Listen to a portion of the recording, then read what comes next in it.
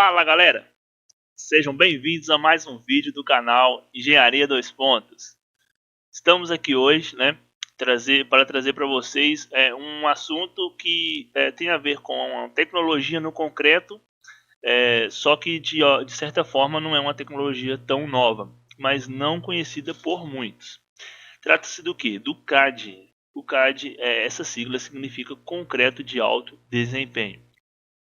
Pode ser que alguns tenham ouvido, outros não, e a intenção dessas aulas subsequentes aqui é justamente fomentar uma discussão entre nós da área aí da construção civil e da engenharia, né? Então, como a intenção, né, é especificar as características e detalhar bem o funcionamento, né? Eu trouxe para vocês até mesmo uma evolução histórica, né? No caso, quando que o CAD começou a ser empregado aí na construção, né? Há relatos no final da década de 50 aí já havia alguns estudos, né? Mas a partir da década de 60 que ele começou a ser empregado, principalmente nos Estados Unidos, né? Hoje em dia, por exemplo, no Canadá, né? Há inúmeras obras com a utilização do CAD e também no Brasil. A gente vai detalhar mais para frente. A resistência e a compressão de um concreto de alto desempenho fica em torno de 40 a 120 MPa. Mas quem definiu, né, esse limite? Há uma divergência no meio técnico, né, o que é considerado, por exemplo, a partir de 40 já é considerado que é um alto desempenho. Em outros países pode ser que não seja, pode ser 50, 44. Mas pela literatura brasileira aí, vamos definir o parâmetro de 40 a 120 como concreto de alto desempenho. Para a questão de entendimento, observem que um concreto de 120 MPa significa que a compressão ele resiste mais ou menos 1.200 kg por centímetro quadrado. Então é um número bem grande, né?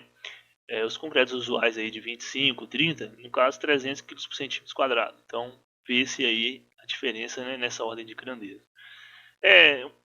Onde que são utilizados o CAD, né? Infelizmente, ou felizmente não sei dizer, né, ele só é utilizado, ele é mais utilizado em obras especiais, né? Pilares de grandes edifícios, pontes, né? Às vezes algumas vigas de grandes edifícios. Há estudos que comprovam que ainda ele pode ser usado também em edifícios de médio porte, carecendo aí no caso de mais conhecimento por parte das construtoras do benefício que tem o CAD, né? O CAD, se ele tem uma alta resistência, né, é bom a gente voltar naquele conceito de Abrahams, né, que relacionou o fator água-cimento com a resistência à compressão do concreto. Então ele disse que quanto menor, né, quanto mais baixa é a relação água-cimento, maior a resistência, a característica da compressão do concreto. Então, usualmente, né, os fatores água-cimento aí 0,60, né, nessa casa. A gente vai ver mais para frente aqui, mas o CAD tem aí fator água-cimento entre 0,20, 0 e 0,40. Então vocês veem aí o quão baixo é, né? E a gente vai ver mais para frente como que se consegue ter, né, essa relação muito baixa. No caso, eu já disse, tem uma alta resistência à compressão, né? E a resistência à tração é na ordem de 5 a 7%. Então, um asterisco aí, porque é o seguinte, a gente não pode precisar isso, né? E essa questão da tração até o módulo de deformação aí, ele depende aí da quantidade de cimento consumido, né, da granulometria dos agregados. Então a gente não pode se basear somente na tração para definir, a gente não pode se basear só na compressão para definir aí a tração. Mas de forma geral, muitos autores trabalham na ordem aí, encontram resultados de 7%. Enquanto no concreto comum a gente encontra aí valores de 10 a 11%, no CAD aí fica até abaixo de 7%. Eu achei interessante trazer essa citação aqui, né? Um dos revolucionários aí no estudo do CAD, ele diz o seguinte, né? O que o concreto de alto desempenho ganhou em qualidade, perdeu em simplicidade para determinar o modo de deformação, né? Assim como a tração, né? Tem alguns métodos que determinam como que você determina a tração, né? E também a deformação. Só que ele já deixa bem claro que esse método, no CAD, não deve se generalizar, no caso, a obtenção do molde de deformação, Então fica muito complicado pelos métodos expostos de se encontrar uma padronização. Mas, né, como também todos os autores citam, os benefícios, né, no caso, os benefícios são muito maiores do que essas dificuldades aí no projeto, né, do traço, vamos dizer assim, do CAD. Ao longo da história, né, inicialmente, na verdade, se conhecia muito como CAR, né, que é o concreto de alta resistência. E quando se fala em concretos aí, quando a gente fala em concretos especiais, todo mundo já vem em mente o CAR, mas há uma diferença, né? E o CAD, no caso, ele, dentre outras características que a gente vai passar mais para frente, ele não só tem por característica a grande resistência. Por exemplo, a gente pode ter um concreto de alto desempenho sem necessário ter uma resistência muito alta. Podemos ter ele atuando na função de, de um concreto resistente à abrasão, né, que tem alta durabilidade. Aí às vezes pode pensar, como vai ter alta durabilidade, né? Para ter alta durabilidade, geralmente tem que ter baixa permeabilidade, né? Tem que ter, no caso, uma resistência a ataques químicos. Então vamos dizer que seria um composto de mais de uma característica que determina o CAD. Por exemplo, o K ele é focado somente na resistência. Então ele às vezes tem lá 60 MPa de resistência à compressão, mas ele tem muitos poros que permite, no caso, o ataque de agentes ambientais, aí, de agentes químicos. E isso pode não deixar a construção durável e, por consequência, ele não é de alto desempenho. Então é bom citar que quando se falar em alto desempenho, são muitas variáveis envolvidas. Rapidinho aqui eu trouxe um comparativo entre o concreto, no caso de alto desempenho, e o convencional, só para a gente meio que entender, né, vamos dizer assim, um princípio para a gente entender como que funciona. Como comentado, a resistência varia entre 40 e 120 MPa, no caso convencional no máximo 40 MPa, né? O fator aquecimento fica entre 0,20 e 0,40, enquanto o convencional passa de 0,40. Devido à adição de minerais, né, a gente tem um baixo consumo de cimento, porque aquelas partículas que às vezes iriam ser preenchidas com partículas de cimento, muitas das vezes são preenchidas com os minerais ultrafinos, né? Então isso economiza no consumo de cimento. A esbeltez dos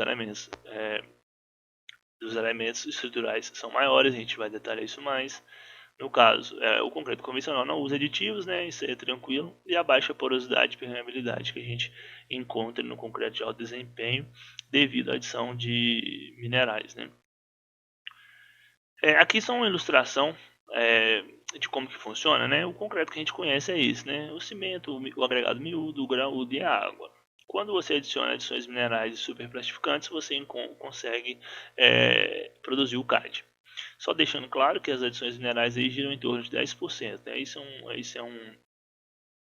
aqui é um consenso, né, que os autores chegaram, e para 10% os valores são bons. E o superplastificante aí no máximo 3% com relação à massa de cimento. Então, né, pode ficar até menos que isso. A seguir, né, a gente vai entender como que funciona, como que age, né, os superplastificantes e as adições minerais. Só um comentário que eu não tinha feito, né? Por que não usa os plastificantes e sim os superplastificantes, né? Os plastificantes, às vezes, a depender de certa situação, ele vai acabar causando efeitos colaterais, por exemplo, retardando a pega. Então, às vezes, isso não para o concreto de alto desempenho, não é vantajoso. Então, por isso que se usa os superplastificantes. Então vamos lá, né? Aqui eu trouxe uma ilustração para vocês de um dos exemplos de adições minerais, né? Pode ter, por exemplo, aquelas cinzas volânicas, né? Então eu estou trazendo aqui a silicativa, né? Na literatura estrangeira aí é conhecido como silica fume. Então, para nós aqui, silica ativa. Como vocês podem ver aqui, ele é um grão muito fino, né?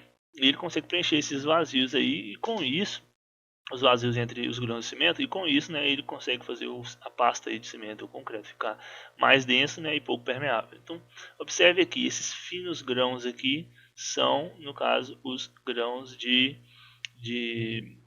silica ativa. Então, isso garante o que, pessoal?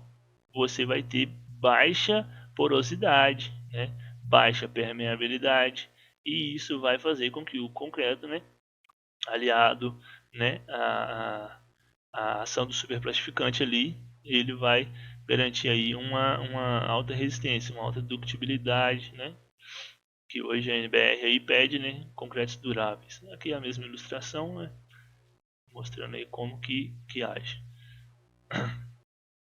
Então, e os superplastificantes, como que eles atuam, né? Então aqui tem uma definição dizendo que eles atuam como dispersantes para evitar a segregação das partículas, né? Aqui nessa ilustração, observe o seguinte, né? Inicialmente, quando se faz a mistura lá do cimento com a água, né? O que acontece? A água faz com que as partículas do cimento se atraem, né? Se atraem.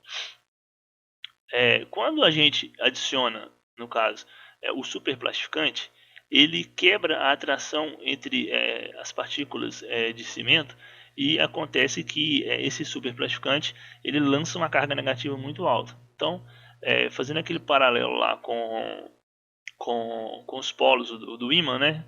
Se você tem dois polos sul, né? Você vai ter o quê? Eles vão repelir, né?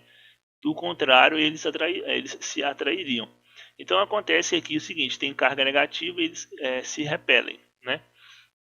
Aí acontece que os cristais, após eles estão envolvidos pelos superplastificantes, né? Eu esqueci de falar, mas os superplastificantes aqui são considerados de cadeia longa. Então eles envolvem e aí ocorre a hidratação. Esse é o período essencial para quê? Para haver a correta mistura, né? O correto transporte. No caso, eu vou até citar isso mais para frente, essa questão do transporte. E o tempo ágil para lançar esse concreto na estrutura desejada. Por quê? Passado certo tempo, corre o risco de o superplastificante não fazer qual é a função dele, que é deixar o concreto plástico, né? Essa é a ideia. Rapidinho aqui, vou trazer para vocês um vídeo do canal da Lafarge aqui, para a gente compreender, no caso, como que funciona essa... Rapidinho aqui, pessoal.